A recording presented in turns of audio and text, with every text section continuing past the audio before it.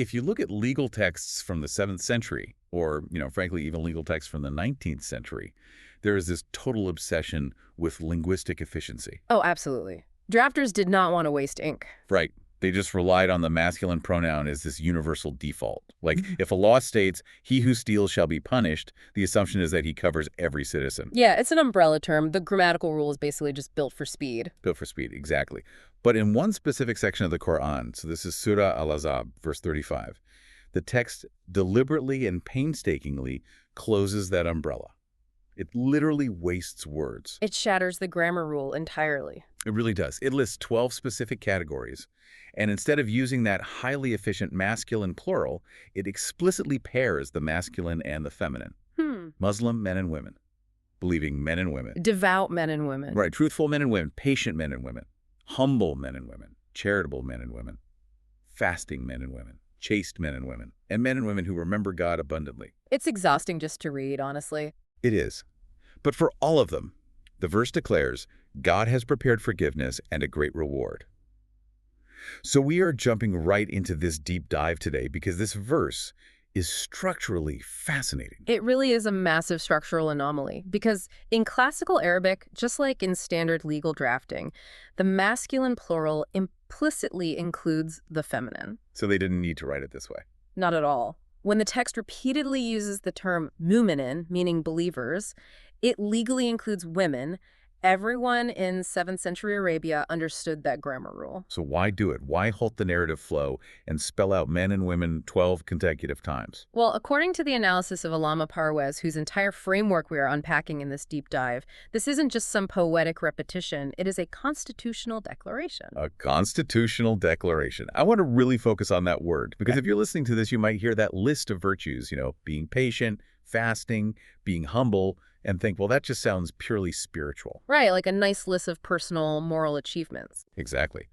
But Parwez argues this is actually establishing a system of governance. Because in Parwez's framework, there is no separation between the moral and the civic. You just cannot look at this text merely as a guide for personal piety in a vacuum. You have to look at the socio-economic reality of the world it was introduced into. Which was incredibly harsh for women. Extremely. In almost all of human history up to that point, a woman's existence was not viewed as an end in itself. She was a means to an end, specifically a means for a man's ends. Like reproducing heirs or managing domestic labor. Exactly, or serving as a bargaining chip in tribal alliances. So by pairing men and women across every single category of human virtue and civic participation, the text is executing a philosophical demolition of that assumption. It is mandating absolute parity between the sexes. Okay, but let me push back on how that parity actually manifests in the real world. Because a cynic listening to this might say, sure, it grants women equality in the afterlife or equality in spiritual reward, but how does that translate to having equal footing in actual society? That is the crucial question. And Parwez addresses this by zeroing in on the very first distinction the verse makes. Right, because the text doesn't just say believers. No, it specifically separates Muslim men and women from believing men and women. So what is the actual mechanical difference between those two in a state structure? I mean, colloquially, people use those words interchangeably today. They do, but in the vocabulary of this systemic framework, a Muslim is someone who has submitted to the rule of law. They have accepted the constitution of the state. So it's the legal status. Exactly. They might do this just for the sake of security or for economic benefits or, frankly, simply because it's the law of the land. They are legally compliant citizens. They pay their taxes. They don't commit treason. They follow the civil code. Right. They are participating in the state apparatus. Exactly. A mu'min, on the other hand, a believer, is someone who hasn't just submitted to the law externally, but has internalized its philosophy. Like they actually buy into the vision. Yes. The law is no longer a constraint for them. It is a conviction. So, when the verse explicitly says Muslim men and women, it is establishing that a woman is an autonomous civic entity. Meaning she is an independent legal citizen of this state. Right.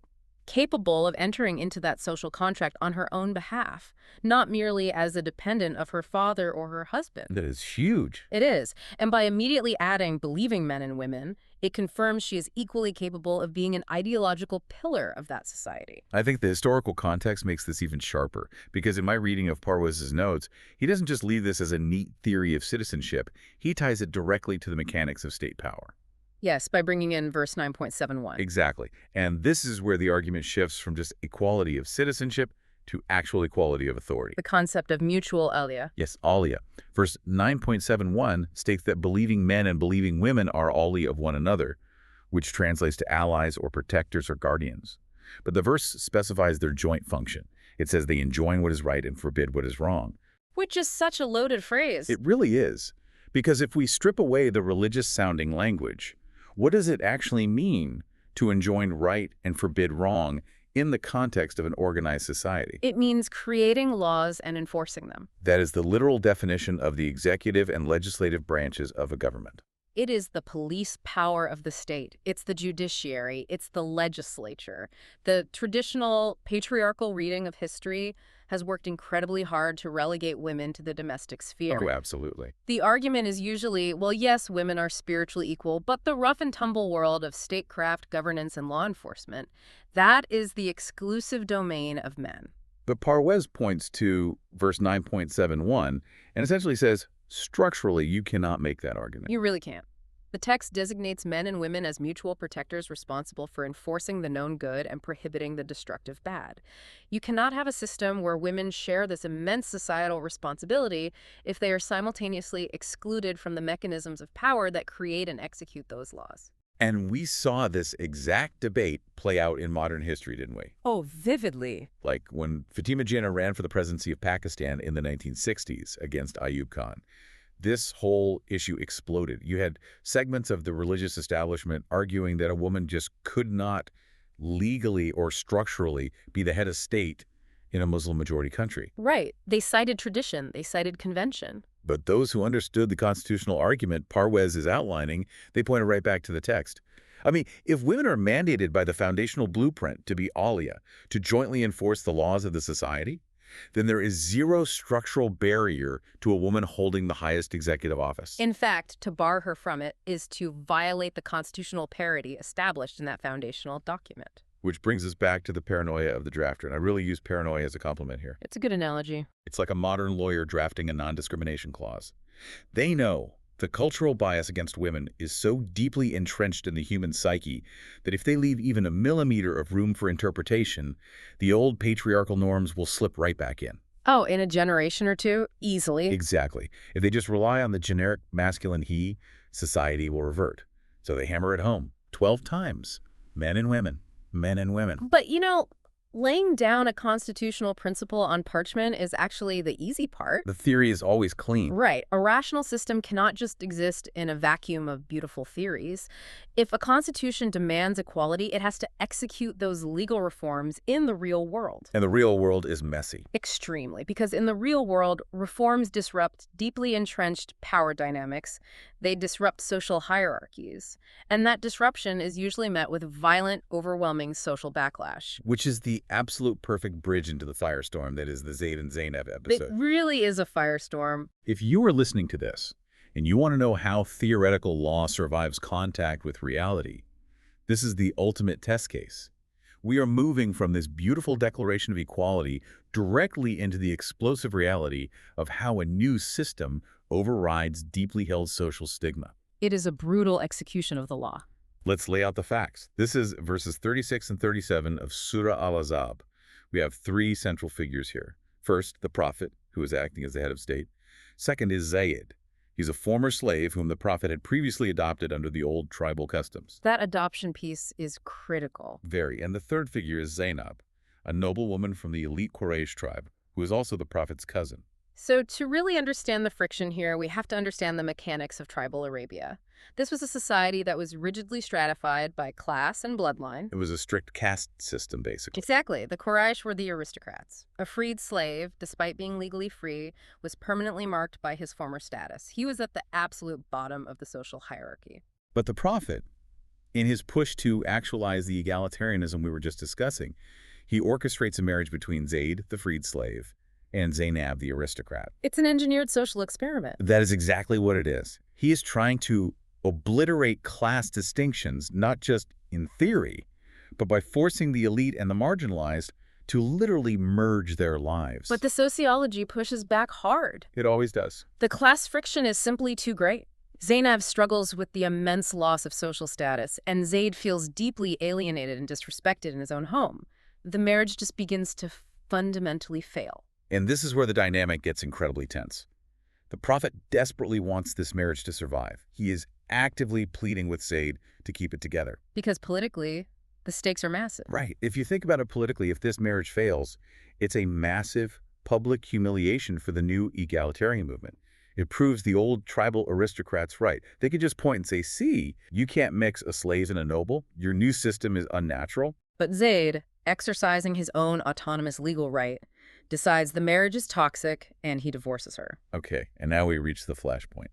Following the divorce, the text states that God commanded the prophet to marry Zainab. Yes. Okay, I have to stop you right there. Because to a modern listener, or honestly even to a skeptic in the 7th century, this looks incredibly suspicious. Oh, it was a massive scandal. It really was. A powerful leader's adopted son divorces a beautiful noblewoman, and suddenly the leader receives a divine mandate to marry her himself. The critics historically had a field day with this. It looks like a man using the cover of divine law to satisfy a personal desire. So how does Parwaz's framework defend against that accusation? By entirely removing sentimentality and looking at the preceding jurisprudence, you have to look at verse 4 of this exact same surah. Okay, what does verse 4 do? Verse 4 had just established a massive society-altering legal reform. It explicitly abolished the concept of fictitious blood ties. It declared that adopted sons are not biological sons. But wait, why do they need a constitutional amendment for that? I mean, we all know adopted sons aren't biological. What was the actual threat? Because in tribal Arabia, adoption wasn't just a matter of a family taking in an orphan and loving them. It wasn't about care. No, it was a legally binding fiction that dictated the entire socio-economic structure of the society. It dictated inheritance laws. More importantly, it dictated the rules of the blood feud, the daya or blood money, and strict marital prohibitions. Wow, so it was completely systemic. Entirely. If you adopted a man, his debts became your debts, his enemies became your enemies, and the incest taboos applied to him as if he were your genetic offspring. It was essentially a way for tribes to artificially swell their ranks and consolidate wealth. It was a legal loophole for power. Precisely. So the new rational system steps in and says, no.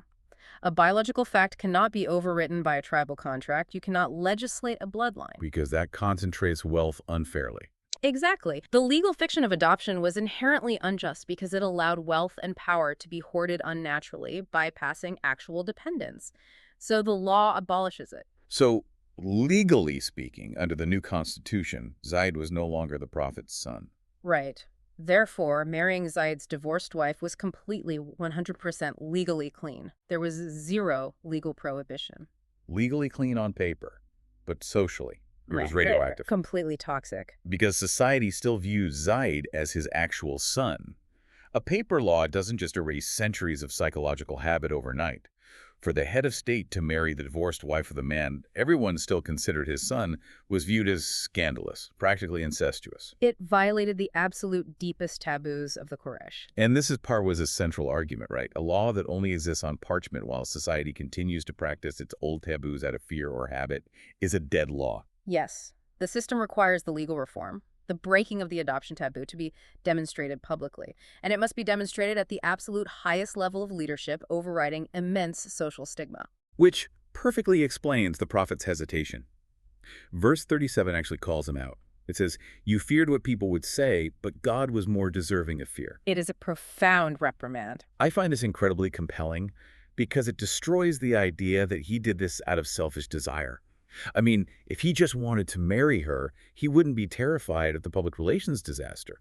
He is dreading the political fallout. He knows the whisper campaigns are going to be brutal. He knows the hypocrites in Medina are going to use this to destroy his credibility entirely. The hesitation is the proof of his subordination to the system. The text forces him to act against his own political and social comfort. Because the system's internal logic requires a break from custom. Exactly, and that break must be made no matter how severe the blowback.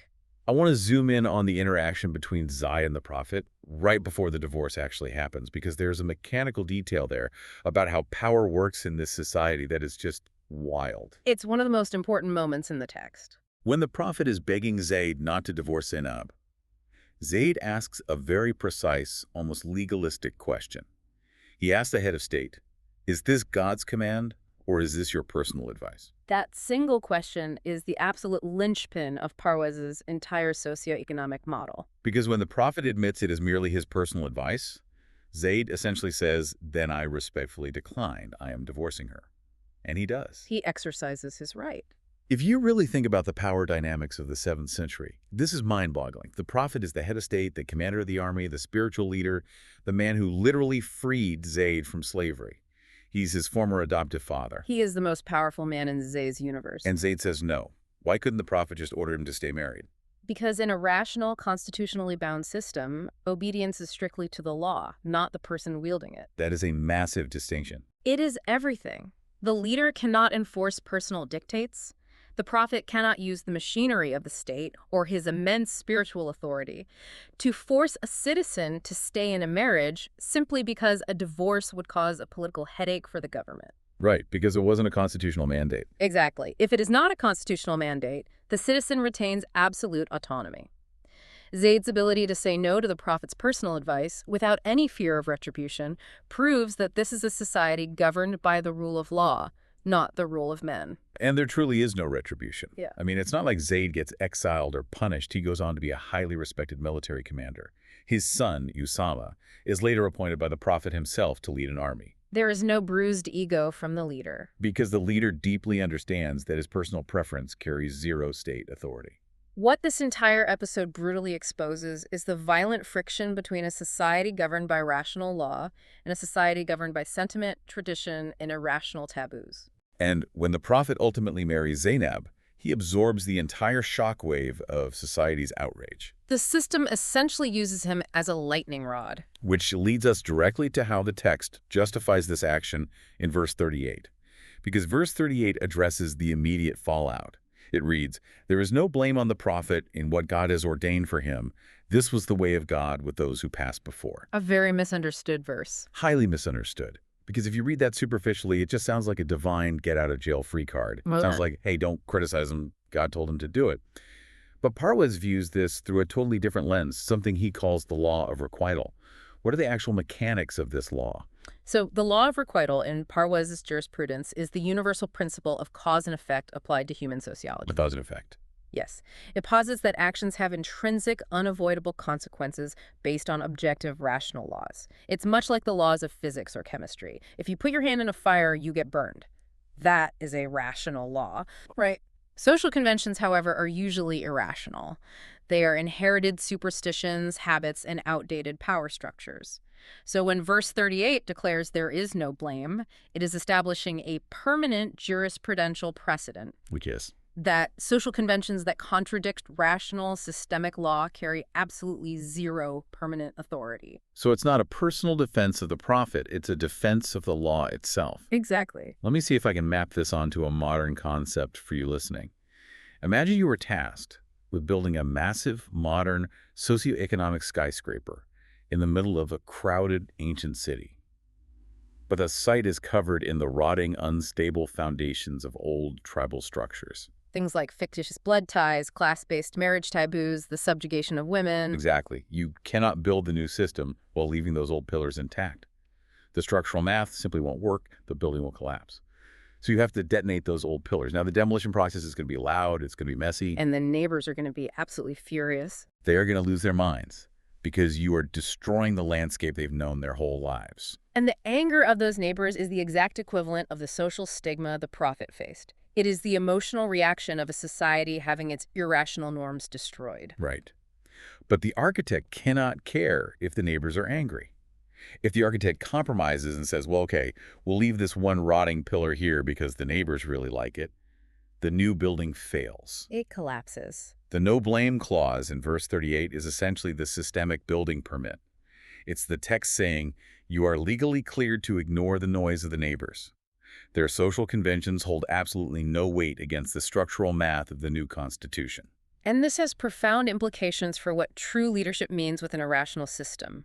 Parwez argues that leadership requires the complete, surgical removal of sentimentality from governance. It requires absorbing the blowback. Yes, absorbing the social blowback of implementing the law. If the prophet had caved to public pressure, if he had reason, well, the law says adopted sons aren't real sons, but society is just too fragile right now. Let's delay this reform until they're ready. The system would have died in its infancy. Exactly. The law would have proven itself subservient to tradition. He had to be the test case. He had to be the test case. By forcing the leader to act on the law despite the crushing weight of societal pressure, the system proves that the law applies to everyone, starting at the absolute top. It establishes the precedent that rational law permanently supersedes convention.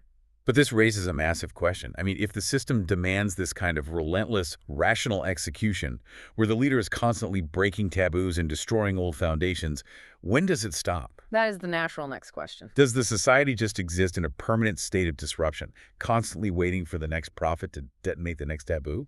This brings us to verse 40 and the concept of the seal of the prophets. Verse 40 acts as the ultimate constitutional closure to everything we've just discussed. Let's read it. It says, Muhammad is not the father of any of your men, but the messenger of God and the seal of the prophets. In Arabic, the term is khatam-un-nabiyyin. Let's break that verse into its two halves, because the sequence is vital. Right, the first half is the final legal gavel dropping on the Zayd issue. Not the father of any of your men. It permanently codifies the demolition of the adoption taboo. It reminds the society, Zayd is not his son. The legal fiction is dead. Get over it. It is the final word on the controversy. But then it pivots to this massive theological title, Yeah. Khatam-un-nabiyyin, the seal of the prophets. Now, conventionally, if you ask someone on the street what that means, they'll say it means chronological finality. He's the last guy in line, the final messenger in the timeline. Right, that's the standard understanding. But Parwez argues that last in time is almost a byproduct. It is not the primary structural meaning of the phrase. And this is perhaps Parwez's most significant contribution to the sociology of religion. It really changes everything. It does, because if you view prophethood merely as a mystical connection to the divine, then seal of the prophets is just a chronological trivia fact. But Parwez views prophethood strictly as the delivery mechanism for a socio-economic blueprint. Okay, so in that context, what does Khatam-un-nabiyyin actually mean? It means that the prophetic mission has reached absolute structural completion. The system has been delivered in its final, mathematically balanced form. It requires no further prophetic reformulation. So it's a self-completing document. It is self-completing, and critically, it is self-protecting. Previous systems, Parwez notes, required successive prophets because the original blueprints were lost, corrupted by human intervention, or were only designed for specific localized tribes at specific times. It needed constant patching. Exactly. But because the Quran claims universal applicability and is structurally preserved, the actual office of prophethood becomes obsolete. Because there are no new foundational laws to deliver. Right. The system closes the door on the need for further revelation, rather than just arbitrarily deciding to stop sending prophets. Okay, but if you're listening to this, you're probably asking the same exact question I am. If the system is complete, if the blueprint is absolutely locked, what is the role of future generations? Do we just stop evolving? Right. Does society just freeze in the 7th century? Yeah. Do we just cosplay the past because the blueprint is sealed? Because honestly, that sounds like a recipe for societal stagnation, not a rational, evolving socio-economic system. It's actually the exact opposite, and this is where Parwez's distinction between the delivery of the law and the execution of the law is so vital. Let's unpack that. The blueprint is complete, meaning the fundamental principles are unchangeable. Principles like absolute gender parity, the supremacy of rational law over tribal custom, the equitable distribution of wealth, these are the fixed parameters. It's a core architecture. Right. But the application of these principles must expand as human knowledge and complexity expand. The role of future generations is to use their advancing intellect to implement this perfectly balanced system in entirely new contexts. So the principles are fixed, but the mechanics of application are dynamic. Precisely. The door to new divine messages is closed, so that the door to human intellectual agency can fully open. You no longer sit around waiting for a prophet or a divine miracle to solve your social crises or cure your diseases.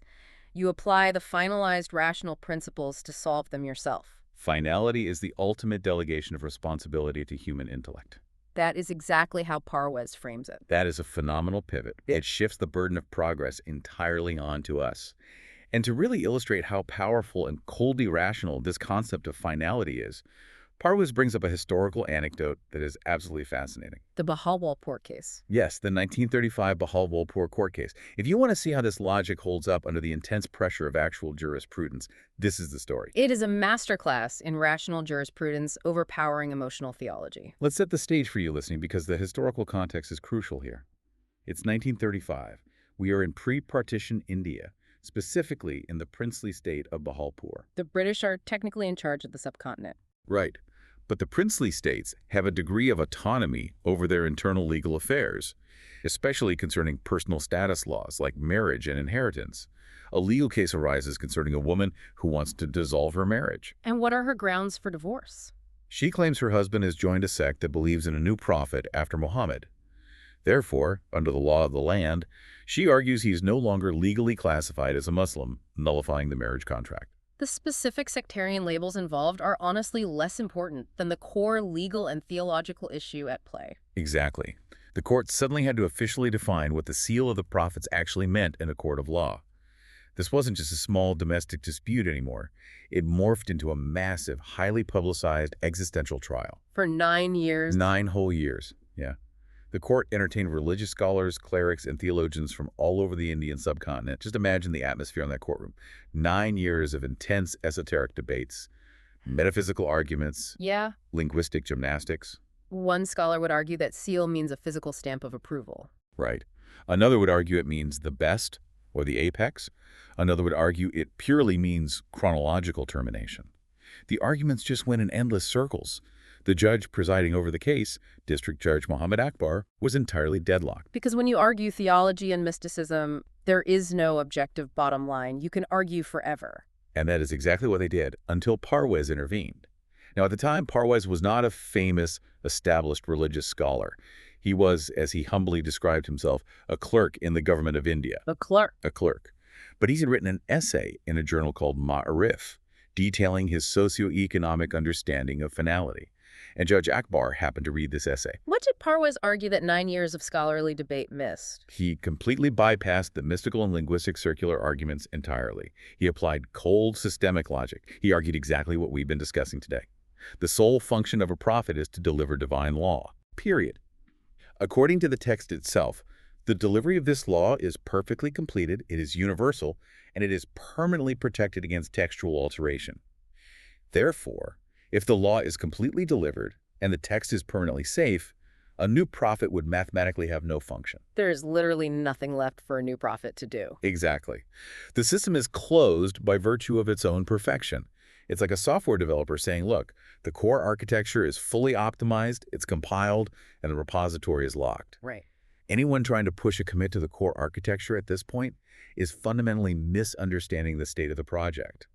You can build new apps on top of the operating system, but you cannot alter the kernel. That is a perfect modern analogy. So Judge Akbar reads this essay, and after 9 years of theological confusion, the logic just cuts right through the noise. He writes his ruling based on this purely rational argument.